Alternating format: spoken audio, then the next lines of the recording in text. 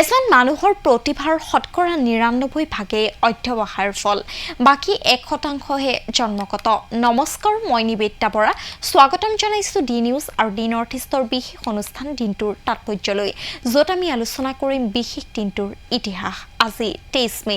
এতিয়া আহিছোঁ আজিৰ দিনটোৰ বিশেষ ঘটনাবোৰৰ মাজলৈ। ১৭৮৫ চনৰ ২৩ মেতে আমেৰিকান ৰাজনীতিজ্ঞ আৰু বিজ্ঞানী বেঞ্জামিন ফ্ৰেংকলিনে চশমা আৱিষ্কাৰ কৰে। ১৯৫১ চনৰ ২৩ মেৰ মাও ছেতুঙৰ প্ৰসিদ্ধ গ্ৰেট লিপ ফৰৱাৰ্ড কৰ্মসূচী আৰম্ভ হয়। ১৯৮৪ চনৰ ২৩ মেতে ভাৰতীয় পৰ্বতাৰোহী বাছেন্দ্ৰী পালে এভাৰেষ্ট আৰোহণ কৰে।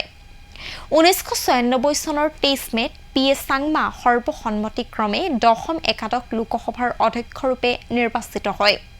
ছুইডিছ উদ্ভিদ বিজ্ঞানী কেৰলাছ লিনিয়াছৰ ১৭০৩ চনৰ ২৩ মেত জন্ম হৈছিল। তেওঁ বৰ্গ আৰু প্ৰজাতি নিৰ্ণয় কৰিবলৈ এক নিৰ্দিষ্ট তত্ত্ব আগবঢ়াইছিল। এই তত্ত্বটোক তেওঁ দ্বিপদ বা দ্বিৰাশিক নামেৰে নামকৰণ কৰিছিল। ভাৰতীয় সংস্কৃত পণ্ডিত ধীৰেশ্বৰাচাৰ্যৰ আজি জন্মদিন। তেখেতক কামৰূপৰ কালিদাস বুলিও আখ্যা দিয়া হয়।